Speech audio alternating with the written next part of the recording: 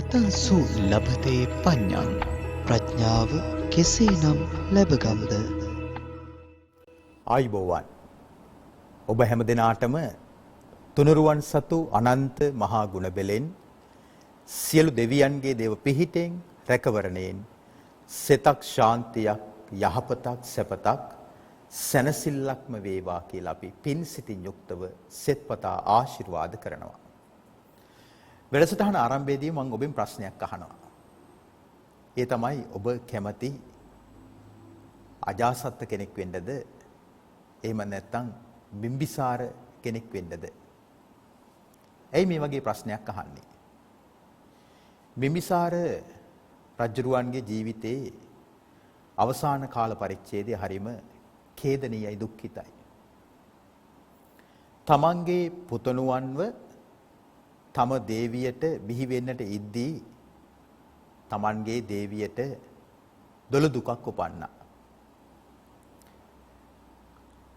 ඒ දොළ දුකේදී දේවිය ඒ බව මහා රජාණන්ට පැවසුවේ නැහැ.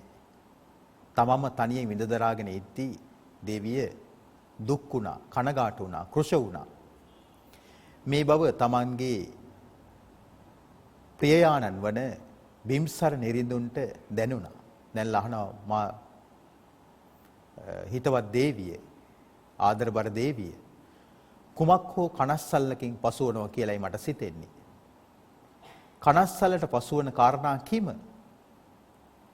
මහරජා ඔබට ඒක පවසන්න බෑ. නෑ දේවිය පවසන්න. මා ඔබගේ සහායකයා. මා ඔබගේ ස්වාමියා. ස්වාමීනි මට දොළ දුකක් උපන්නා. මට තියෙන දොළ දුක තමයි පින්වත් නුඹ වහන්සේගේ උරහිස පලා රුධිරය පානය කරන්නට මට ආසාවක් උපන්නා. කමන්නේ දේවිය.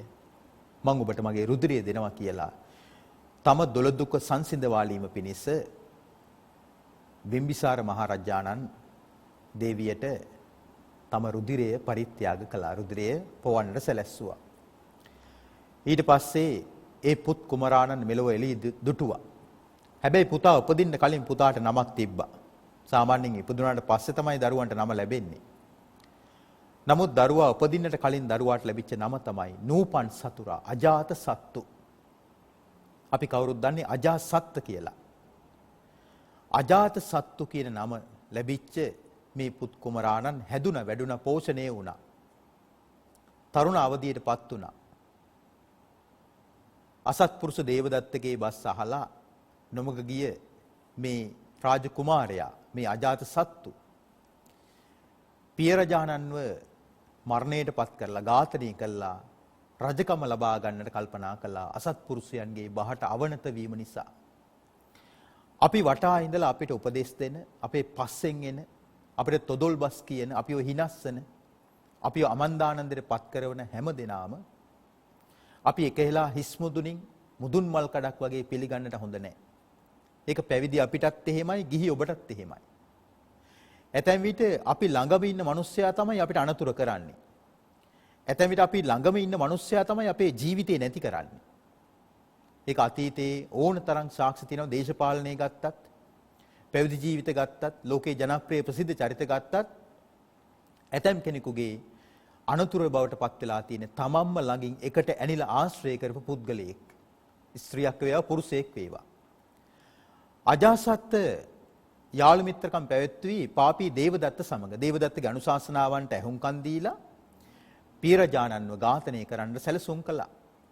මුලින්ම කලේ පිය රජාණන්ව සිර කරපු එක. සිර කරාට පස්සේ මව් දේවිය පිය රජාණන්ව බලන්නට ආහාර අරගෙන ගියා.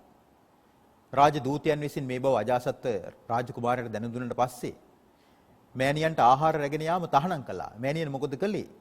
මේ අත්වල ඇඟිලිවල ආහාර තවරගෙන ගියා. ඊට පස්සේ සිර මැදිරියෙන් ඇතුළට අත දාලා දේවිය කියනවා මේ මගේ අත ලෙව කණ්ඩ. මං ආහාර තවරගෙන ඇවිල්ලා තියෙන්නේ කියලා. එහෙම කළා. ඒකත් ආරංචි වුණාට පස්සේ තම මව් දේවියට සිර මැදිරියට යාම තහනම් කළා. ඒත් බිම්බිසාර රජුරුවන්ගේ හිත වැටුන්නේ නැහැ. පුතා ගැන වෛරයක් හටගත්තේ නැහැ. ಜಾති ಜಾතිත් උපනුපන් ජීවිතයක ඉපදිලා පලි ගන්නවා කියන අදහසට ආවේ නැහැ. ඇයි එහෙම ආවේ නැත්තේ? සක්කාය දිට්ඨිය දුරු කරලා හිටපු නිසා රටේ රජෙක් වුණත් සක්කාය දිට්ඨිය දුරු කරපු කෙනෙක් නිසා පුත් කුමාරයා ගැන අල්ප මාත්‍ර තරහක් අමනාපයක් වෛරයක් ඇති කරගත්තේ නැහැ.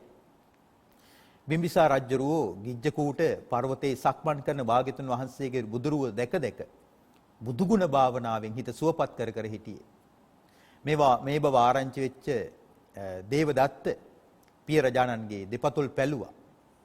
ලුණු ගොරක දාලා ඇවිද්දෙව්වා. පිය රජාණන් ඒ දුකෙන්ම ජීවිතයෙන් සමුගත්තා. හැබැයි සතර අපායක ගියේ නැහැ. වෛරයක් තරහක් පරිගැනීමක් හිතේ තිබ්බේ නැහැ. ඒ බිම්බිසාර රජුරු සෙන්පති දෙවියන් අතර ප්‍රබල දෙවි කෙනෙක් වන ජන වසබ කියන නමින් දිව්‍ය සභාවේ උපන්නා චාතුම් මහරජිකයේ. අජාසත්තට මොකද වුනේ? අජාසත් රජකම ලබා ගත්තා. අජාසත්තට ධර්මාභෝධය ලබන්න පින් තිබ්බා. නමුත් අජාසත් පියා මරපු ආනන්තරීය පාප කර්මයේ කරගෙන හිටපු නිසා ඒ ජීවිතයේදී සෝතාපන්න වෙන්න තියෙන අවස්ථාව අසත්පුරුෂයන්ගේ ඇසුරට වැටිලා සම්පූර්ණයෙන්ම විනාශ කරගෙන හිටියේ. නමුත් අජාසත් Tamanට වැරදිච්ච බව පස්සේ කාලේ තේරුම් ගත්තා. කොටිම භාගතුන් වහන්සේගේ පිරිනිවන් පෑම ගැන අහලා අජාසත් කුමාරයා 7 වතාවක් කලන්තේ දාලා වැටුණා. ඊට පස්සේ මහ රහතන් වහන්සේලා අජාසත් කුමාරයාව තමයි පළවෙනි ධර්ම සංගායනාවේදී රාජ්‍ය අනුග්‍රාහකයා බවට පත් කරගන්නට යෙදුනේ. ඒක නිසා යම්කිසි කෙනෙක් මුලදී නොමග යන්න පුළුවන්. මුලදී අමාරු වැටෙන්නත් පුළුවන්. අසත්පුරුෂයන්ගේ බහට අවනත වෙලා අසත්පුරුෂ ධර්මයන් අනුගමනය කරන්නත් පුළුවන්. නමුත් අජාසත්තරත් ඒකෙන් බේරෙන්න අවස්ථාවක් තිබ්බා. හැබැයි අජාසත්තට බේරෙන්න අවස්ථාවක් ලැබෙන්නේ කල්පයක් නිරේ පැහිලා ආයිමත් මනුස්ස ලෝකේ ආපු කාලෙක. ඒ නිසා ඒ පාඩම පැවිදි අපිටත් ගිහි ඔබටත් බලවත් පාඩමක් බලවත් පණිවිඩයක් ලබා දෙනවා. ඒක නිසා අදත් අපි ආරම්භ කරන්නේ ප්‍රඥාවේ වැඩසටහන කතංසු ලබතේ පඤ්ඤා. ඉතින් අද දවසේදීත් අපගේ වැඩසටහනට වැඩමවා වැඩ සිටින කොළඹ 7 ශ්‍රී සම්බෝධි මහා විහාරාධිපති බෞද්ධ මාධ්‍යාලයේ ගරු වත්මන් සභාපති අප හැම දෙනාගේම කල්යාණ මිත්‍ර පූජනීය බොරලන්දේ වජිරඥාන ස්වාමින් වහන්සේව নমස්කාර පූරකව සාදු නාද නංවා පිළිගනිමු. සාදු සාදු සාදු. තෙරුවන් සරණයි ස්වාමීන් වහන්සේ. තෙරුවන් සරණයි ස්වාමීන් වහන්සේ. ස්වාමීන් වහන්සේ අපි පසුගිය සඳුදා දවසේදී කතා කළා සතුල්ලපකායික වර්ගයේ ආරම්භක දේශනාව වන සත්පුරුෂයන් ගැන වදාළ සබ්බි සූත්‍රය. අද අපිට කතා කරන්න තියෙන ස්වාමීන් වහන්සේ දෙවෙනි සූත්‍රය වෙන මච්චරී සූත්‍රය. මච්චරී සූත්‍රයේ පුරාවටම අපි ගත්තොත් සමස්තකයට කතා කරන්නේ මේ මසුරුකම දුරු කිරීම සහ දන් දීමේ තියෙන වටිනාකම පිළිබඳවයි. ස්වාමීන් වහන්සේ දේශනාවට මුලපරනවා භාගතුන් වහන්සේ සවැත් නුවර ජේතවනාරාමේ වැඩ ඉන්නකොට එදා රැය පහන් වන වෙලාවේ බොහෝ සතුල්ලපකායික දෙවිවරු මුළු මහත් ජේතවනාරාමයේ ඒකාලෝක කරගෙන භාගතුන් වහන්සේගේ සමීපයට පැමිණියා. ඇවිදින් භාගතුන් වහන්සේට වන්දනා කළා, පැත්තකින් හිටගත්තා. පැත්තකින් සිටි එක් දෙවියෙක් භාගතුන් වහන්සේට මේ ගාථාව ප්‍රකාශ කළා. මසුරු බවත් ප්‍රමාදයක් තිබීමෙන් තමයි දානමානයක්වත් දෙන්නේ නැත්තේ.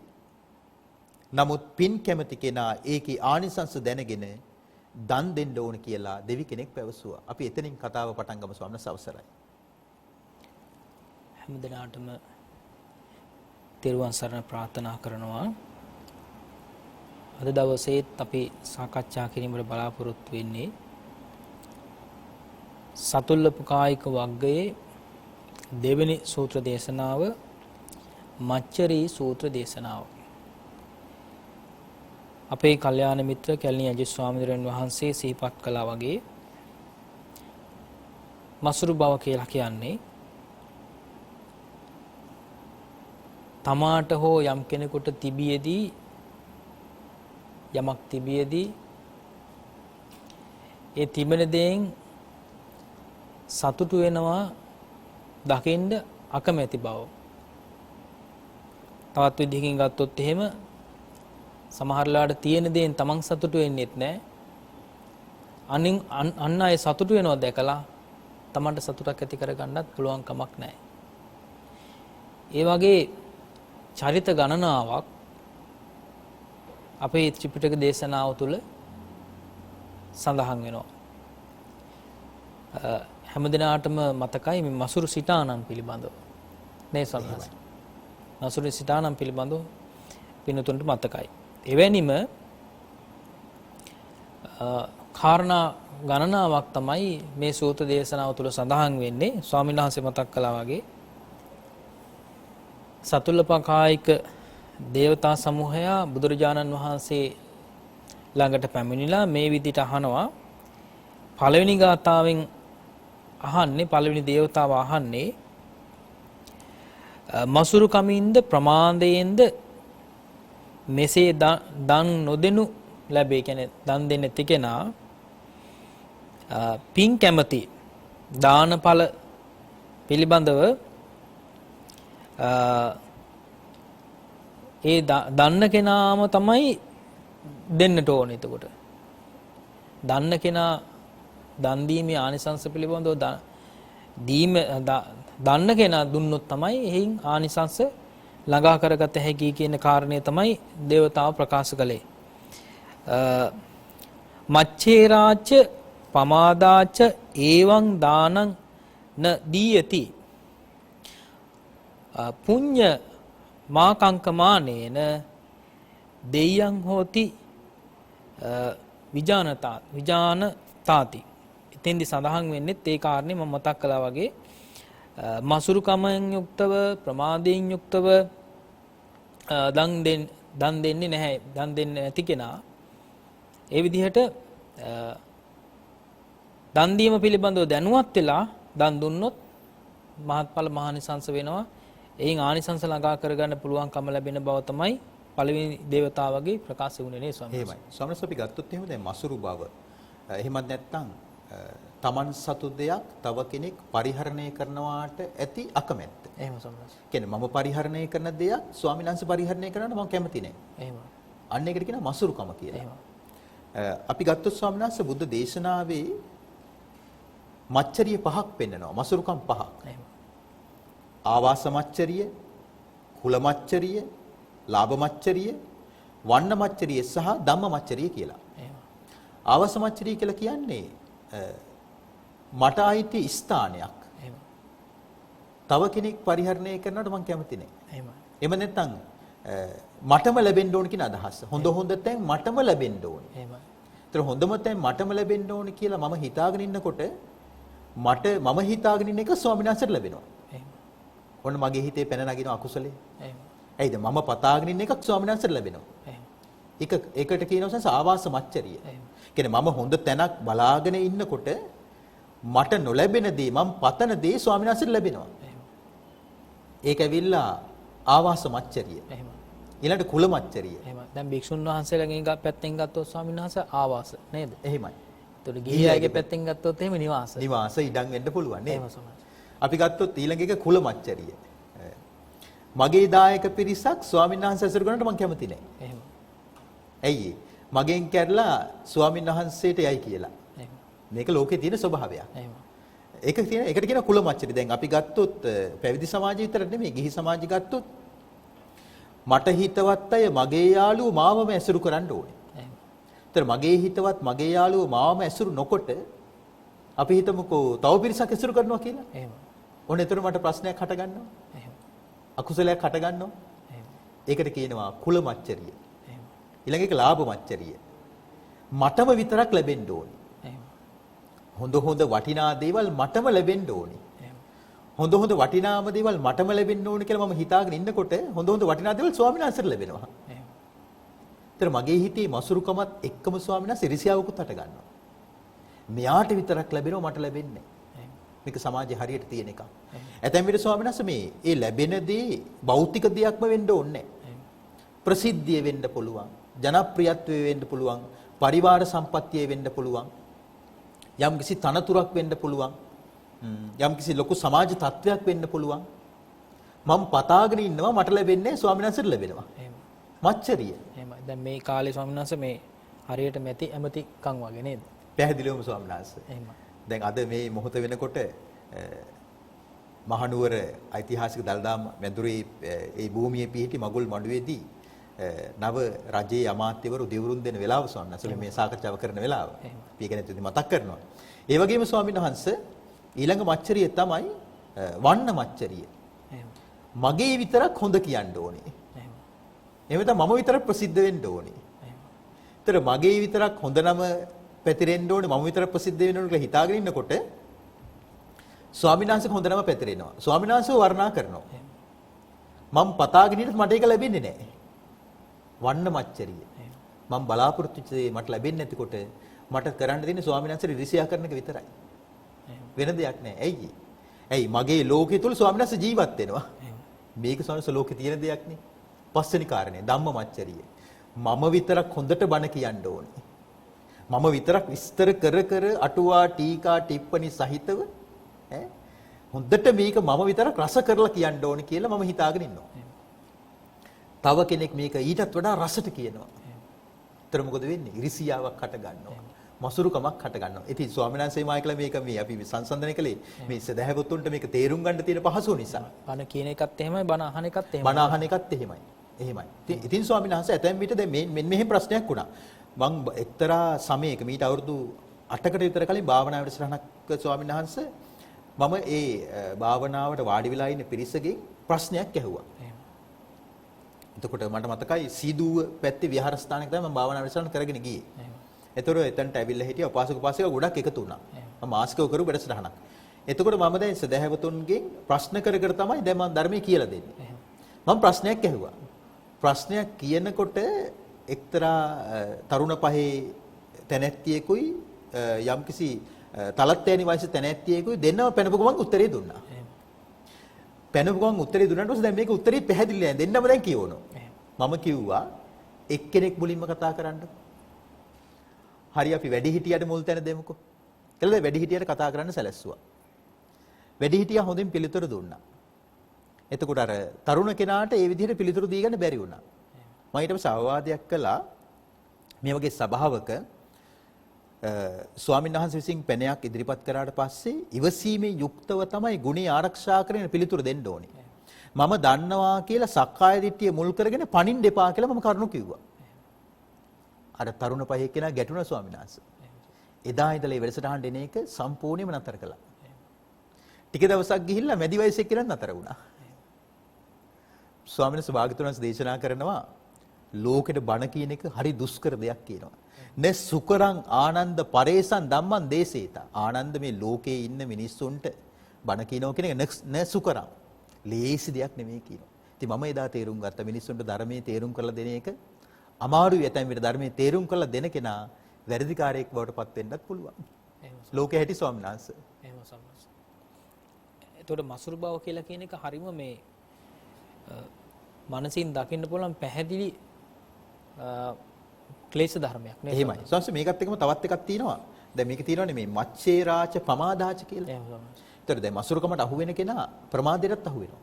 ඒ කියන්නේ කුසල් දහම් වඩන්නේ නැහැ. ඊට පස්සේ අකුසල් තුල ඔහේ ජීවිතේ ගත කර විභාගාතේ කල්පනා කර කර ඉන්නෝනේ ස්වාමීන්. එහෙම සම්මත. එහෙම.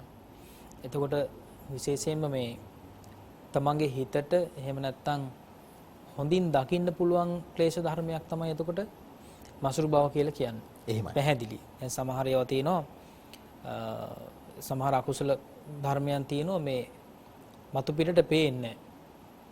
උත්සාහ කළත් තමන්ගේ ක්ලේශ ධර්මයන් තියෙනවද කියලා සොයලා බලනකොට මේ හොයාගන්න හරි අමාරුයි. මසුරු බව කියලා කියන එක ඊටාම පැහැදිලි මානසිකත්වයක් නේ ස්වාමීන් වහන්සේ. පැහැදිලි අකුසලයක් කිව්වොත් හරි නේ ස්වාමීන් අකුසලයක් ස්වාමීන් වහන්සේ. හැබැයි ඒ අකුසලයේ තියෙන කෙනාට ඒක පැහැදිලි කරගන්න බෑ. එහෙම ස්වාමීන් අනිත් අයට ඒක පේනවා. මෙයා රිසියාවෙන් ඉන්නේ කියලා නේ ස්වාමීන් වහන්සේ. එහෙම ස්වාමීන් වහන්සේ. නැසෙ මෙහි සඳහන් කරන දෙවෙනි ගාථා මෙහිම යස්සේව බිහිතෝ න දදාති මච්චරි. ඒක විස්තර කරන ස්වාමීන් වහන්සේ මසුරු පුද්ගලයා යම් දෙයකට බිය නිසායි දන් දෙන්නේ නැත්තේ. එහෙම. මසුරු පුද්ගලයා යම් දෙයකට බිය නිසායි දන් දෙන්නේ නැත්තේ. නමුත් දන් නොදෙන ඔහුට ඒ කාරණේන්මයි බිය ඇති වෙන්නේ. අර බයෙන් යමක් රැකගෙන ඉන්නවා නම් දන් නොදී ඒකම තමයි කියන ඔහුගේ බියට හේතු වෙන්නේ. බඩගින්නත් පිපාසයත් යන යමක් ඇද්ද ඒකටයි මසුරු පුද්ගලයා බිය වෙන්නේ. ඒ සංස මේ බඩගින්න පිපාසය කියන එකනේ මේ සාමාන්‍ය දන් දීමෙන් ආහාර පාන දන් දීමෙන් සංසිඳෙන්නේ. එතකොට මේ දෙවි කෙනෙක් පවසනවා බඩගින්නත් පිපාසයත් යන යමක් ඇද්ද ඒකටයි මසුරු පුද්ගලයා බිය වෙන්නේ. ඒ කියන්නේ මට නැති වෙයිද කියලා හිතනවා. ඒ අනුවන පුද්ගලයාව ඒ කරුණෙන්ම මෙලොව පරලොව දෙකේම තැවෙනවා. තැවෙන්න සිද්ධ වෙනවා. ඒක නිසා මසුරුකම නැමැති මලකඩ මැඩගෙනයි දන් දෙන්න ඕනේ. පරලොවදී සත්වයන්ට පිහිට වෙන්නේ පිනම තමයි කියලා අපි කවුරුත් දන්න ප්‍රසිද්ධ පාඨය ඉදිරිපත් කරනවා පුඤ්ඤානි පරලෝකස්මින් පතිට්ඨා හොන්ති පාණිනා කියලා. අපි ඒ ගැන කතා කරමු ස්වාමීන් වහන්සේ. එහෙම ස්වාමීන් වහන්සේ. එතකොට මේ මසුරු බව කියලා කියනකොට මසුරු බව තියෙන කෙනා යමකට බිය වෙනවා. ඒ වගේම ඔහු දීමටත් එතකොට බිය වෙනවා නේ ස්වාමීන් වහන්සේ. එහෙමයි ස්වාමීන් වහන්සේ. දීමටත් බිය වෙනවා කියලා කියන කාරණේ. ඒ වගේම මසුරු පුද්ගල තෙමේ යමකට බිය වේද ඒ බඩසය ඒ වගේම පවසය කියන්නේ බඩගින්න පිපාසය ඒ බාලයාම මෙලොවෙහිත් පරලොවෙහිත් පහස්නේ නේ ස්වාමීන් වහන්සේ. එහෙමයි. එතකොට කියන්නේ විශේෂයෙන්ම දුන්නු කෙනා දෙන කෙනා දුන්නාට පස්සේ පරලොවට ගියාට පස්සේ ඒ දේවල් වලින්ම තමයි Tamanට ලැබෙන්නේ කියන එක. කියන්නේ එහෙමයි. පිපාසාව නිවා ගන්න පුළුවන්. පිපාසි නිවා ගන්න පුළුවන් සහ මේ බඩගින්න කුසගින්න නිවා ගන්න පුළුවන් කියන එක නේ ස්වාමීන් වහන්සේ. එහෙමයි. මේක පැහැදිලිවම ප්‍රකාශ කරනවා. එහෙමයි. මසුරු පුද්ගලයා යමක් මේක මටම තියාගන්නවා කියලා අපි ආරක්ෂා කරගෙන තියාගෙන යනවා දෙන්නේ නැහැ. එහෙමයි. මේක මගේ කියන්නේ මේක මගේ කියලා කියන්නේ දැන් අපේ පරිහරණයට අපි යමක් පාවිච්චි කරනවා තමයි. මේකෙන් අදහස් කරන්නේ දන් දිය යුතු යමක් තියෙනවා නම් ඒක දෙන්නේ නැහැ. දන් දිය යුතු යමක් තියෙනවා ඒක දෙන්නේ නැහැ. ඒක හිර කරලා සාමාන්‍ය අපි කියන්නේ පොට්ටනි ගහලා තියාගන්නවා කියලා. සාමාන්‍ය ඒක Tamanටම කියලා තියාගන්නවා. එතකොට ඒ Tamanටම කියලා තියාගන්න දේ නිසාමයි කියන බය ඇති වෙන්නේ. Taman එතකොට දානෙට දීලත් නැහැ. අර තියෙන දේ ඇතැම් විට වේයෝ කනවා. ඇතැම් විට මීයෝ කනවා. ඇතැම් විට නෑයෝ කනවා. ওই තුන් දෙනාම කන පිරිසක් කියලා එහෙම කියනවනේ ස්වාමීන් වහන්සේ සමාජයේ. පරිස්සම් වෙන්න ඕනේ කියනවා වේයන්ගෙන් මීයන්ගෙන් නෑයන්ගෙන්. ඒක මේ ජනවහරේ තියෙන කතාවක්. කොහොමද ස්වාමීන් වහන්සේ දන් නොදෙන කෙනා යමක් දන් නොදෙනවද? ඒක මොන පැත්තකින් හරි විනාශ වෙනවා ස්වාමීන් වහන්සේ. මොන පැත්තකින් හරි විනාශ වෙනවා. ඒක කල්ලිකුත් වීමකට හරි ලක් වෙනවා. එහෙම හරි රසවත් සිද්ධි තියෙනවා ස්වාමීන් වහන්සේ එහෙම ගද්දී. එක්තරා ස්වාමීන් වහන්සේ නමක් ස්වාමීන් වහන්සේ Tamanට ලැබෙන ඔය මෝල්ට් කිරිපිටි වර්ග එහෙම තියාගෙන හිටිය පරිහරණය කරන්නේ. එතකොට අනිත් ඉන්න පුංචි ස්වාමීන් වහන්සේලාට දෙන්නෙත් නැහැ. මේක පැරණි වෙච්ච කතාවක්. එතකොට මේ ස්වාමීන් වහන්සේට එකපාරටම අසනීපයක් ඇති වුණා. දැන් ඒතුරට පොඩි ස්වාමීන් වහන්සේලා මොකද කළේ? අනේ ඉතින් මේ ගුරු ස්වාමීන් වහන්සේ අසනීප වුණා නේද? මොනවාරි හදලා දෙන්න ඕනේ නේද කියලා අර අල්මාරි වල යතුරු ඉල්ලගෙන ස්වාමීන් වහන්සේ අර මෝල්ට් එකක් හදලා දුන්නා. මෝල්ට් එක හදලා දීපු ගමන් ස්වාමීන් වහන්සේට අතිසාරේ වගේ බඩේලි යන්න ගත්තා. බැලින්නම් ඒක කල්ලිකුත් වෙච්ච එකක් ස්වාමීන් වහන්සේ. අර ලෝභයාගේදී කූඹියා කනවා වගේ ස්වාමීන් වහන්සේ අර කබඩ් වල පුරෝගෙන අට්ටි ගහගෙන ඉන්නවා ස්වාමීන් වහන්සේ. ඇතැම් විට දැන් ඒක තමන්ගේ පරිහරණයට ලැබෙන්නෙත් නැහැ. තව කෙනෙකුගේ පරිහරණයට ලැබෙන්නෙත් නැහැ. ඒ කියන්නේ ගහටත් නැහැ බඩටත් නැහැ. සමහර අපි එහෙමනේ කියන්නේ. එතකොට දෙනකොට දෙන්නෙත් ඇත්තටම කෙනෙකුට දෙන්න ලැබෙන්නෙත් කල්ලිකුත් වෙච්ච දෙයක්මයි. එහෙමයි. නේ ස්වාමීන්. එහෙමයි. පෙරලා තමන්ට ලැබෙන්නෙත් කල්ලිකුත් වෙච්ච ඒ විදිහම තමයි. සත්පුරුෂ දානයන්නේ ස්වාමීන් වහන්සේ එක වෙන්නේ. එහෙම ස්වාමීන් වහන්සේ. ඉතින් එතකොට මේ ස්වාමීන් වහන්සේ දැන් ආ තියෙනෝනේ බය බේරව කියලා සූත දේශනා ගණනාවක් නේද? එහෙමයි. එතකොට බයයි වෛරයයි කියලා කියන එක දෙක එකට ඈඳිලා ගමන් කරන එහෙමයි ස්වාමීන් වහන්සේ. මේ අකුසල ධර්මයක් දෙයක් නේද? එහෙමයි. එහෙමයි. නැස අපි ගත්තොත් එමේ ඊළඟ කාරණේ තමයි මෙහි සඳහන් කරනවා ඒ අනුවන පුද්ගලයාව ඒ කරුණින්ම මෙලොව පරලොව දෙකේම ඒ කියන්නේ පහස්නේ කියලා කියන්නේ. ඒ කියන්නේ මෙලොව පරලොව දෙකේම යාට ඒ දුක් ස්පර්ශය නිසා තැවෙන්න සිද්ධ වෙනවා. අනේ මම පිනක් කරගත්තේ නැහැ කියලා මේ ජීවිතේ තැවීමට ලක් වෙන කාලයක් එනවා. මම මට කියලා යමක් කරගත්තේ නැහනේ. ඊට පස්සේ පරලොව ගියාට පස්සේ ස්වාමීන් වහන්සේ අර තියෙන්නේ ධම්මපදේ ඉද තප්පති පෙච්ච තප්පති. පාපකාරී උභයත තප්පති කියලා. ඒ පිනක් කරපු නැති කෙනා ඒ පෞසිතින් මෙලවත් ජීවත් වෙලා පරලොව කරා ගිහිල්ලා හිතනවා කියනවා අනේ මම මට කියලා දෙයක් මෙලවට කරගන්නත් නැහැ පරලොවදී සැප විඳින්න කරගත්තෙත් නැහැ කියලා ඒක ගැන හිත තැවෙනවා කියනවා. මොකද අපි අපිට කියලා කොච්චර දේපල වස්තු අපි මේ අපේ නම් වලට අපේ බැංකු පොත්වල කොච්චර සල්ලි තිබ්බත් අපි කොච්චර වටින වාහන පාවිච්චි කළත් අපිට කොච්චර මන්දිර තිබ්බත් ස්වාමීන් වහන්සේ මේවා එක්තරා කාලයකට විතර අපිට අයිති වෙන්නේ. අපි දන්නේ ඊළඟට අපේ උරුමයට වග කියන කෙනා කවුද කියලා. තේනවා ස්වාමීන් වහන්සේ. ඇතැම් විට අපේ උරුමයට ඊළඟට වග කියන කෙනා තාම ඉපදිලත් නැහැ ස්වාමීන් වහන්සේ. එහෙම ස්වභාවයක් තියෙන්නේ. ඉතින් ඒක නිසා අපි හැම නිතරම කල්පනා කරන්නට ඕනේ දන් දෙන්න අවස්ථාවක් ආවට පස්සේ අනිවාර්යයෙන්ම දෙන්න ඕනේ ස්වාමීන් වහන්සේ. දැන් මේ දේශනාවේ දිගටම අපි ගැන කතා කරමු. මෙහි සඳහන් කරනවා ඒක නිසා මසුරුකම නැමැති මලකඩ මැඩගෙනයි දන් දෙන්න ඕනේ. තමන්ගේ කියලා හිර කරගන්න එපා කියනවා. අවස්ථාවට පස්සේ දීලා දාන්න කියනවා. පරලොවදී සත්වයන්ට පිහිට වෙන්නේ පිනමයි. එහෙනම් මැරෙන මිනිස්සු හැටියට අපි කලින්ම පින් කරගෙන ඉන්න ඕනේ ස්වාමීන් වහන්සේ. එහෙම ස්වාමීන් වහන්සේ.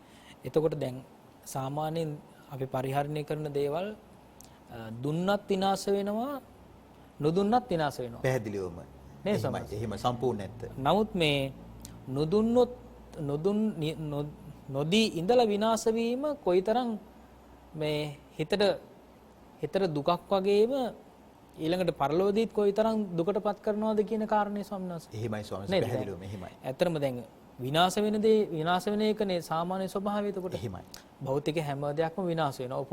උපභෝග පරිභෝග හැම දෙයක්ම එහෙමයි. විනාශ වෙන එක පොදුයි. එතකොට තියාගෙන හිටියත් විනාශ වෙනවා. දුන්නත් විනාශ වෙනවා. නමුත් මේ දෙනකොට විනාශ වුණාට පස්සේ හිතට බලපාන විදිහයි නේද? එහෙමයි. ඊළඟ තියාගෙන ඉඳලා විනාශ වෙන ස්වභාවයයි හිතට දැනෙන විදිහ. එහෙමයි. ආකාර දෙකක් නේද? එහෙමයි. සංසාර ඕකේදී මට මතක් වුණා දැන් අනුරාධපුරේ පූජනීය ස්ථාන වන්දනා කරනකොට මීට අවුරුදු 80කට විතර කලින් ස්වාමීන් වහන්සේ ඒ සියලු සිද්ධාස්ථාන නටබුන්නේ. එහෙම. අපි ගත්තොත් ස්වර්ණමාලි මහා චෛත්‍යය. අපි අධ්‍යාපන චාරිකා යන කාලේ ස්වාමීන් වහන්සේ 80 ගණන් වල අබේගිරිය ජේතවනාරාමයේ කියලා කියන සම්ස ස්තූප නෙමෙයි. ඒවා නිකන් පස් කඳු. එහෙමයි. මහා රූස්ස කියන්නේ ගස් වැවිච්ච ඇතැම් විට තල් ගස් වැවිච්ච මහා රූක්ෂ නිකන් මේ වනාන්තරයක් වගේ තමයි තිබ්බේ. කඳු ගැටයක් වගේ තමයි තිබ්බේ. ඒතර ස්වාමීන් වහන්සේ නමුත් දැන් ස්වාමීන් වහන්සේ කිව්වා වගේ දැන් ඒ ස්තූප ඒ චෛත්‍ය නිර්මාණය කිරීමේදී අතීතයේ ඒවට කැපවෙච්ච රජවරු, සිටුවරු, අමාත්‍යවරු, සාමාන්‍ය ජනතාව, කම්කරුවෝ හැම දෙනාම ස්වාමීන් වහන්සේ මහා පිනක් කරගත්තනේ. නමුත් අර ස්වාමීන් වහන්සේ කිව්වා වගේ හොඳ අදහසක් ඒක දුන්නත් විනාශ වෙනවා නොදුන්නත් විනාශ වෙනවා. නමුත් අර දුන්න දේ විනාශයටපත් වෙනවා තමයි. නමුත් දෙන දේ දෙන්නේ පින් සිතින් නිසා. කුසල් සිතින් නිසා. ඒකෙන් අපිට පුණ්‍ය ඵලයක් ඉතුරු වෙනවා සැප විපාක දීලා අවසන් වෙන්න. ඒක තමයි මේකේ වැදගත්කම. දැන් ස්වාමීන් වහන්සේ රුවන්වැලිසෑය ජේතවනාරාමයේ අබේගිරිය ස්වාමීන් වහන්සේ නටබුන් උනාට පසු කාලීනව මේ ඒ චෛත්‍ය වන්දනා කරලා ස්වාමීන් වහන්සේ කී ලක්ෂයක් දෙනා ගිහි පැවිදි කී ලක්ෂයක් දෙනා සුගතිගාමී වෙන්න ඇද්ද? රුවන්වැලිසෑය ජේතවනාරාමයේ අබේගිරිය ගැන පැහැදිලා ඒ ස්ථාන විතර නෙමෙයි අනිකුත් සිද්ධාස්ථානත් එක්ක. ස්වාමීන් වහන්සේ කී දෙනෙක් ස්වාමීන් වහන්සේ බුද්ධානුස්සති ධම්මානුස්සති සංඝානුස්සති වඩලා මාර්ගඵල වලටපත් වෙන්නේ නැද්ද? කී දෙනෙක් නිකලෙස් වෙන්නේ නැද්ද? ඒක අනුරාධපුරය කියලා කියන්නේ රහතුන්ගේ පුරවරයෙක් නේ ස්වාමීන් වහන්සේ. ඒක නිසා දෙන එකමයි හොඳ නේ ස්වාමීන් වහන්සේ. මසුරු නොවි. එහෙමයි.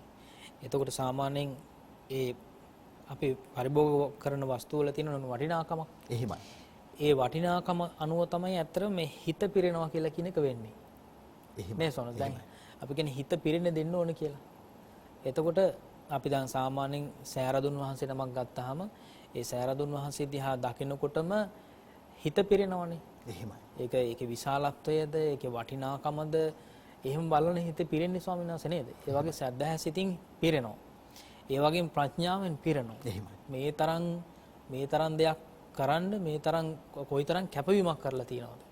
ජීවිතේ කොයිතරම් කැප කරලා තියෙනවද? එහෙමයි. ඉතින් ඒ වගේ බලනකොට විශේෂයෙන්ම දෙනකොට අපි කල්පනා කරන්න ඕනේ වටිනා දේවල් දීමෙන් අත්‍යවශ්‍ය දේවල් දීමෙන් ගොඩාක් දුරට හිතේ තියෙන කුසල ශක්තිය පුණ්‍ය ශක්තිය ඒ දින තරමට වඩා වර්ධනය කරගන්න පුළුවන් කියන එක නේ ස්වාමීන් වහන්සේ. එහෙම කියද්දි මට ස්වාමීන් වහන්සේ මතක් වෙන්නේ. කියන්නේ පූජනීය දරණාගම කුසල ධම්ම ස්වාමීන් වහන්සේ අනිවාර්යයෙන්ම අපිට මතක් වෙනවා. මේ මොකද මෑත කාලිනව කරපු දරණාගම ඒ අසරණ පවුලකට කරපු ස්වාමීන් වහන්සේ නිවාස පරිත්‍යාගයේම ඇතැම් විට දැන් ඇතැම් අය කිව්වා මේක බොරු වැඩක්. මේ වගේ දේවල් කරලා වැඩක් නැහැ කියලා ඇතැම් අයගේ අදහස. ගොඩක් අය එහෙම කිව්වා. එහෙම යෝජනා එනවනේ ස්වාමීන් අපිට. ඒ වගේම ඇතැම් අය කිව්වා ඔය මුදලට ඔය වියදම් කරන මුදලට ගෙවල් 8ක් 10ක් හදලා දෙන්න පුළුවන්. නමුත් ස්වාමීන් වහන්සේ තනි මතේ හිටියා නෑ. කරන එක හරියට කරන්න ඕනේ. මේ මුදලෙන් ගෙවල් 8ක් 10ක් හදලා දෙනවට වඩා තනි පිරිසකට හරියට මේක කරන එකයි වටින්නේ. එක එකනා පින් කරන ක්‍රමය වෙනස්. ඇතැම් කෙනෙක් ඒ මුදලින් ගෙවල් 8ක් 10ක් හදලා දෙන්න පුළුවන්. ඒකෙත් වැරදක් නැහැ. නමුත් ස්වාමීන් වහන්සේගේ අදහස තමයි මේක සුපිරියටම කරන්න ඕනේ. ඒ විතරක් නෙමෙයි ස්වාමීන් වහන්සේ ඒ නිවස පුරාවටම ගෘහ භාණ්ඩ වලින් පෙරේවන ස්වාමීන් වහන්සේ. සාමාන්‍ය කෙනෙක් ඒක කරන්නේ නැහැ ස්වාමීන් වහන්සේ. නමුත් ඒක කිරීම ගැන අපි හැමදෙනාගේම සිත පැහැදුනා. ඒක තමයි පින කියලා කියන්නේ. එක එක්කෙනා සංස දෙන ක්‍රම වෙනස්. ඇතැම් කෙනා අතට අරගෙන හිතනවා ඒක මන් දෙන්නේ නැහැ. ඇතැම් විට අතට අරගෙන හිතනවා නෑ මම මේක තියාගෙන වෙන එකක් දෙනවා. ඇතැම් කෙනෙක් අතට ගත්ත දේ විදිහටම දෙනවා ස්වාමීන් වහන්සේ. එක එක්කෙනාගේ ඉතින් අර සිතේ ස්වභාවය තමයි නේ ස්වාමීන් මේ දන් දීමේදී අපිට තේරුම් ගන්න තියෙන්නේ. එහෙම සම්මත. දැන් ස්වාමීන් වහන්සේ මතක් කළා වගේ දැන් ඇත්තටම ඒ වගේ අර යම් කිසි අඩුපාඩුවක් තිබියදී ඒ කියන්නේ සාමාන්‍ය තත්ත්වෙට යමක් හදලා නිර්මාණය කරලා දෙනවට වඩා එහෙම යෝජනා කරපු අයගේ හිත සම්පූර්ණයිද කියලා විශේෂයෙන්ම මේ එහෙම කල්පනා කරන අයට තමන්ගේ හිත දිහා බලන්න පුළුවන්. එහෙමයි. දැන් ඒක දැකලා මේක පරිපූර්ණව පින්කම සම්පූර්ණ කළා දුන්නට පස්සේ යම පරිත්‍යාග කළාට පස්සේ එයින් ලැබෙන පුණ්‍ය ශක්තිය පිළිබඳව එයින් ලැබෙන ආනිසංස පිළිබඳව ditta damu වේදිනී වශයෙන් මේ මොහොතේම මේ වෙලාවෙම මේ ප්‍රයෝජන ලබා ගන්න පුළුවන්. ඒ කියන්නේ අත්දෙන්න පුළුවන් නේ ස්වාමීන්. දැන් ස්වාමීන් වහන්සේ කරන පරිමාණයේ පින්කම ඇත්තට මට කරන්න බෑ ස්වාමීන් වහන්සේ. මොකද මම පොඩි ස්වාමීන් වහන්සේ නමක් මම. එහෙම ස්වාමීන්. ඉතින් ඒක නිසා නමුත් ස්වාමීන් වහන්සේ මට මතක් වෙන්නේ හැම නිතරම අර විශාකාව සහ විශාකාවගේ මිතුරුයි සම්බන්ධය. එහෙම. මහලතා ප්‍රසාදනී අලවි කරලා ඒකෙන් ලැබිච්ච ධනස්කන්ධයෙන් ස්වාමීන් වහන්සේ මිගාරමාතු ප්‍රාසාදය නිර්මාණය කරනවානේ. එහෙම. ඒ කියන්නේ මිගාරමාතු ප්‍රාසාදය කියලා කියන්නේ ස්වාමීන් වහන්සේ යට බිම්මහලේ කුටි 500යි. උඩු මහලේ කුටි 500යි. ඔක්කොම කුටි 1000ක්. කියන්නේ ගොඩනැගිලි සංකීර්ණයක්. එතකොට කුටි 1000කට දානශාලාව ඒ පෙන් පහසු වෙන්න අදාළ වැසිකිලි කැසිලි පහසුකම් සහිතව තමයි පරිපූර්ණ විහාරයක් පූජා කරන්න විශාකා විසින්. විශාකා මේ පින්කම කරනකොට ස්වාමීන් වහන්සේ විශාකාවට හිටිය මහා පින්වන්ත මිතුරියක්. මෙතුමිය ස්වාමීන් වහන්සේ එක ගඩොල් කැටයක් පූජා කරේ නැහැ. එක වැලි තාච්චියක් ගිහිල්ලා හැලුවේ නැහැ. මොකවත්ම පරිත්‍යාග කළේ නැහැ. හැබැයි ඒක දැක අනුමෝදන් වුණා. අනේ සාදු කොයිතරම් දෙයක්ද මාගේ මිතුරිය විශාකාව කරන්නේ මේ පිනක්මයි මේක ලාභයක්මයි කියලා හිත පහද ගත්තා. එතකොට එතුමිය හිත පහදවාගෙන මරණින් මත්තේ නිම්මාන රතිය උපන්නා. එක්තරා අරහත් භික්ෂුවක් මට මතක හිටින මොග්ගල්ලාන මහරහතන් වහන්සේ මුගලන් මහරහතන් වහන්සේ දිවිචාරිකාව වැඩනකොට අහනවා දෙව්දුව මහානුභාව සම්පන්නයි. මනුස්ස ලෝකෙදි සෑහෙන පින් කරන්න ඇති නේද? මේ වගේ ආනුභාව සම්පන්න වෙන්න. ස්වාමීනි මගේ යටින් මම මොකවත් වේදම් කළ පිනක් කරපු තැනැත්තියක් නෙමෙයි. මට මේ පුණ්‍ය විපාක ලැබුණේ අනුන් කරන පිනක් දැකලා අනුමෝදන් වෙලා. පහන් සිත උපදවාගෙනයි මට මේ පින් විපාක ලැබුණේ. මොකද්ද අනුන් කරපු පින කියලා අහනවා. එතකොට කියනවා සවැත් නුවර මගේ මිතුරියක් හිටියා විශාකා කියලා. එතුමිය හරිම ශ්‍රද්ධාවන්තයි සීලවන්තයි. එතුමිය මිගාරමාතු ප්‍රාසාදයේ පූර්වාරාමයේ නිර්මාණය කරලා බුද්ධ ශාසනයට පූජා කළා. මම ඒක දැක අනුමෝදන් වුණා සතුටු වුණා කියනවා. ඒ පිනෙන් කියනවා මම නිම්මාන රතිය උපන්නේ. එතකොට අහනවා ඒ පින කරපු විශාකා කොයිද කියලා අහනවා. විශාකා දැන් පරිණිමිත වසවත්තිය කියනවා. ඒතර මේ දිව්‍ය ලෝකතර චාතුම් මහරජකෙත් නෙමෙයි. තවතිසාවෙත් නෙමෙයි. යාමයේත් නෙමෙයි. තුසිතේත් නෙමෙයි. අනුන්ගේ පින දැකලා නිම්මාන රතිය පන්නා. පින කරපු කෙනා ඊළඟ දිව්‍ය ලෝකේ වෙන පරිණිමිත වසවත්තිය උපන්නා. මේකෙන් අපිට ගන්න ගැඹුරු පාඩමක් තියෙනවා නේ ස්වාමීන් වහන්සේ. අනුන් කරන පිනකට ඉරිසියානකොට මසුරු නොවි ඒකට විවේචනය නොකොට Tamanට අතින් මුදලක් දෙන්න බැරි නම් වෙන ද්‍රව්‍යයක් ආධාරයක භෞතිකව ආධාර කරන්න බැරි නම් අඩු ගානේ අනුමෝදන් වෙන්නවත් ගුණ සම්පන්න වෙන්න ඕනේ ස්වාමීන් වහන්සේ විවේචනය නොකොට. එහෙම සම්මත. ඒ කියන්නේ අපි ඇත්තටම දැන් මේ අපි පරිහරණය කරන දේවල් එහෙම නැත්නම් අපි රැස් කරගන්න දේවල් නෙවෙයි අපි අරගෙන යන්නේ. එහෙමයි. අපේ හිතනේ අරගෙන යන්නේ. එහෙමයි. ඒ හිත අරගෙන යනකොට ඒ විශේෂයෙන්ම අපි දැනගත යුතු අවබෝධ කරගත යුතු කාරණයක් තමයි ස්වාමීන් වහන්සේ මතක් කළේ. එහෙමයි. නේ ස්වාමීන්. කොටිම ස්වාමීන් වහන්සේ දැන් ස්වාමීන් වහන්සේ අර දරණාගම පින්කම කරනකොට ස්වාමීන් වහන්සේගේ මේ නාලිකාවේ ඉන්න මේ සේවය කරන මේ තරුණ දූදරුවන් පවා ලොකු මුදලක් වේදම් කරලා ඒ ගෘහ භාණ්ඩ ගැනීමට ලොකු පරිත්‍යාගයක් කළා ස්වාමීන් වහන්සේ. මොකද මේ අයත් හැම නිතරම මේ පින ගැන ධර්මදේශනාවල අහනවා, සාකච්ඡාවල අහනවා. ඉතින් ඒ අයත් ඒ කැපකිරීම මහා පරිමාණයෙන්ම සිද්ධ කළා. එයාට ශක්ති පමණින් ස්වාමීන් වහන්සේ. ඒ ගැන අපි සතුටු වෙනව නේ ස්වාමීන් වහන්සේ. එහෙම ස්වාමීන් වහන්සේ. එතකොට විශේෂයෙන්ම දැන් එවැනි පින්කම් දැන් මේ වර්තමානයේ ස්වාමීන් වහන්සේ අසාරාධනා කිරීම වගේ සිද්ධ වුණානේ. එහෙමයි.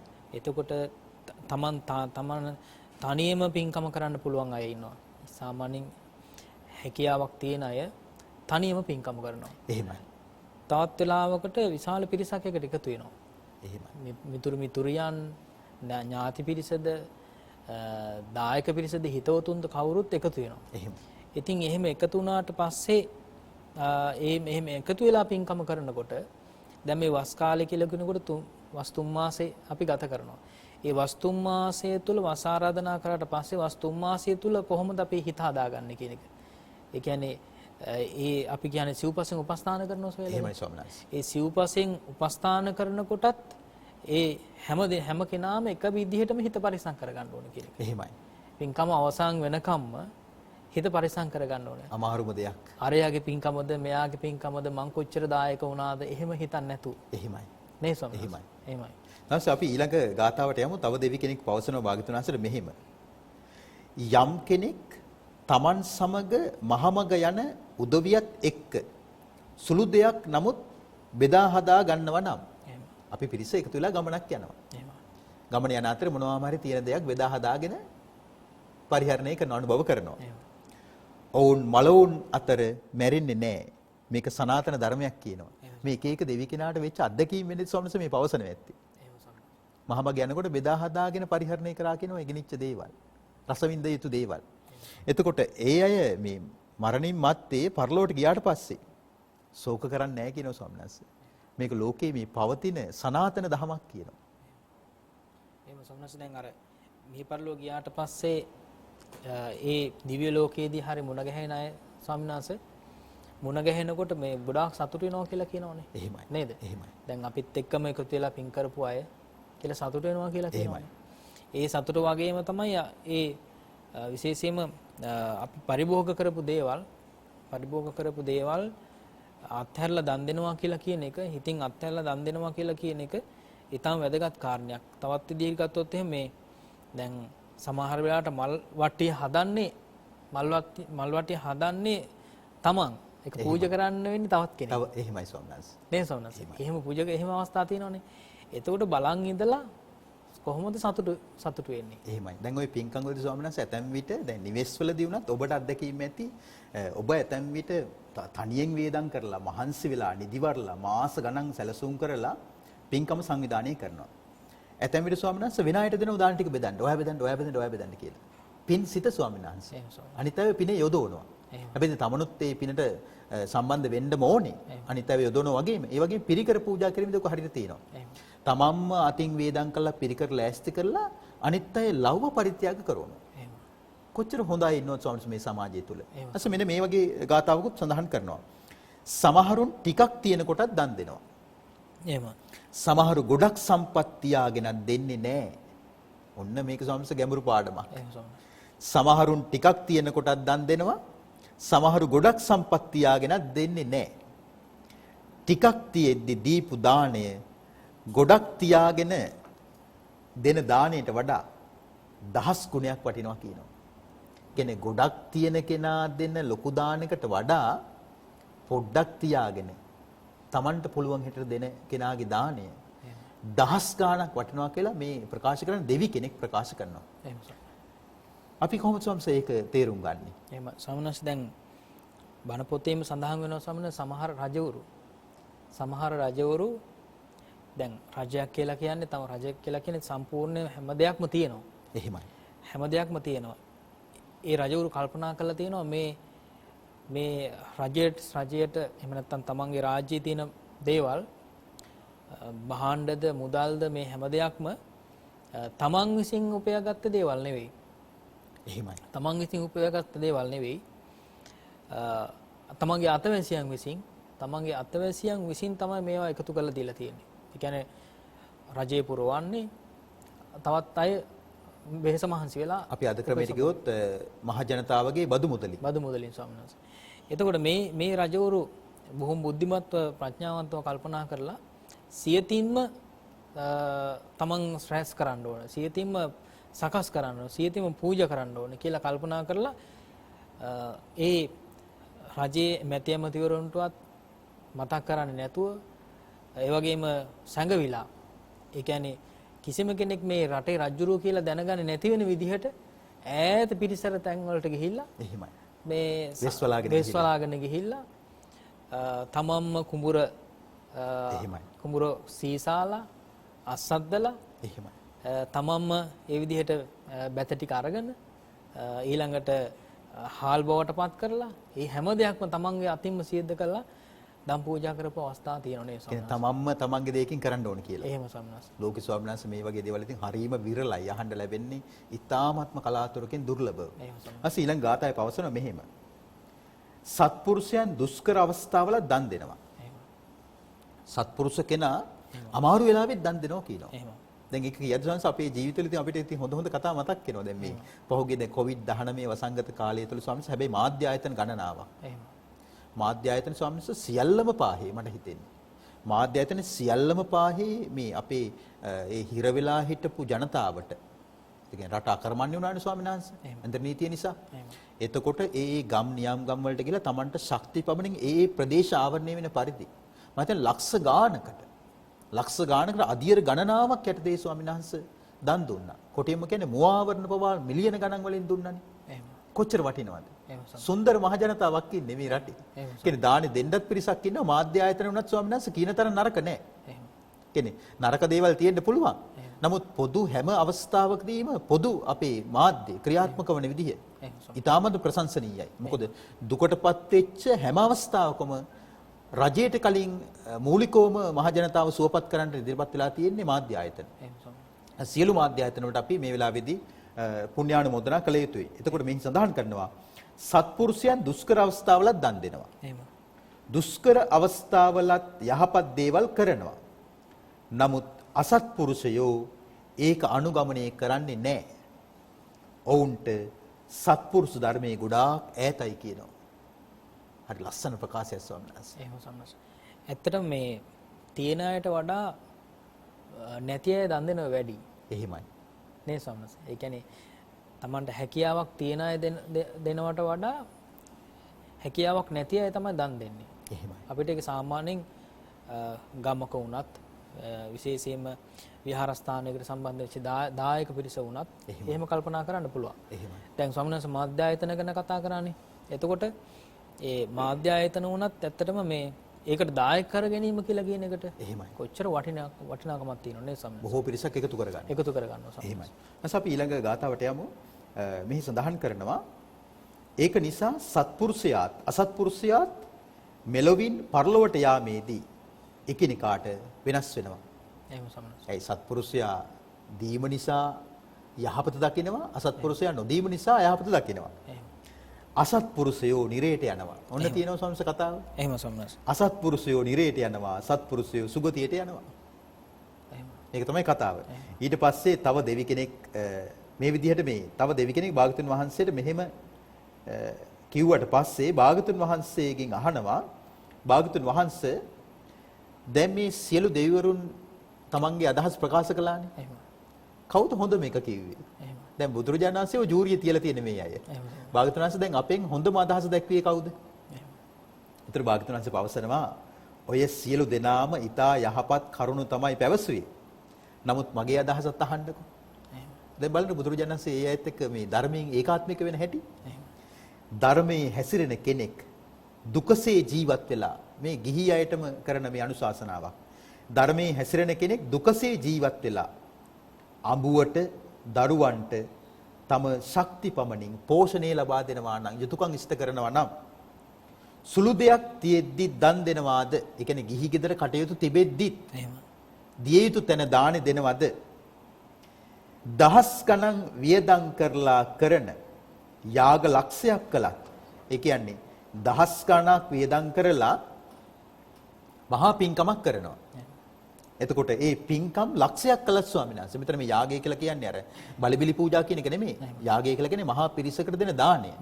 එතකොට ලක්ෂ ගාණක් වේදම් කළා යාග ලක්ෂයක් කළත් දිලින්දාගේ දාණින් 100ට එකක් තරම්වත් ඒක වටින්නේ නැහැ කියනවා. නැති කෙනා දෙන දාණේ වටිනවා කියනවා අර මහා ධනවත් අය කරන මහා පින්කම් වලට වඩා. හරි පුදුම කියමනක් භාගතුන් වහන්සේගේ කියමන. එතකොට තව දෙවි කෙනෙක් භාගතුන් වහන්සේට මෙහෙම පවසනවා. මහා වියදම් කරලා මහා ලොකුවට දෙන දානේ අතර ටිකක් තියෙද්දි දෙන දානේ තරම් වටින්නේ නැති ඇයි කියලා අහනවා. දැන් දෙවි කෙනෙක් ප්‍රශ්නයක් හටගත්තා. එහි මේ නැති බැරි කෙනා දෙන දානේ මෙච්චර වටිනවා කියලා කියන්නේ. මහා වියදම් කරලා මහා ලොකුවට දෙන දානේ අතර දාණය අර ටිකක් තියෙද්දි දෙන දානේ තරම් වටින්නේ නැති ඇයි ස්වාමීනි? දහස් ගණන් වියදම් කොට දෙන දානේ ලක්ෂයක් දිලින්දෙකු දෙන දානෙන් 100ට එකක් තරම්වත් වටින්නේ නැත්තේ කුමන කරුණක් නිසාද කියලා අහනවා. එතකොට භාගතුන් වහන්සේ පවසනවා සමහරු දන් දෙන්නේ වැරදි ක්‍රමයක පිහිටලයි. සමහරු දන් දෙන්නේ වැරදි ක්‍රමවලින්.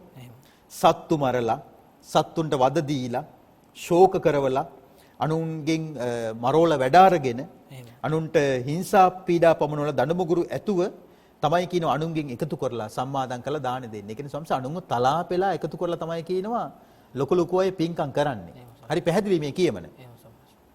ඒ බඳු දාන දහස් ගණන් වියදම් කොට ලක්ෂ ගණන් කළත් දිලින්දාගේ දාණයෙන් 100ට එකක් තරම්වත් වටින්නේ නැත්තේ ඒකයි කියනවා. එහෙම සම්මාස. භාගතුන් වහන්සේගේ අදහස. එහෙම සම්මාස. දැන් ඇත්තටම සම්පත්වල තියෙන ස්වභාවය, ඒ කියන්නේ ධනය හෝ වස්තුව හරි වල තියෙන ස්වභාවය තමයි සාමාන්‍යයෙන් වැඩිපුර තිබ්බහම වැඩි කාලයක් ගත වෙනවා විනාශ වෙන්න.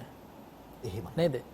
ඒ වගේම ටිකක් තියෙනවා කියලා කියන්නේ ඒක විනාශ වෙන්න යන කාලේ බොහොම සුළු කාලයක්. ඒ වගේ තමයි විශේෂයෙන්ම මේ නිවන කියලා කියන එක. ඒ කියන්නේ ආනිසංස ලැබීමත් නිවනට කිට්ටු කෙනෙක් බවට පත් වීමට යන කාලය. අවබෝධය කරා යන්න තියෙන කාලයත් හරියට දැන් කල්ප ගානක් අපි කියන්නේ කල්ප ගානක් දුක් විඳින්න හේතු වෙන්නේ යම්කිසි විශාල පරිමාණයේ දේවල් වලට තිබෙන තණ්හාව නිසා නේද?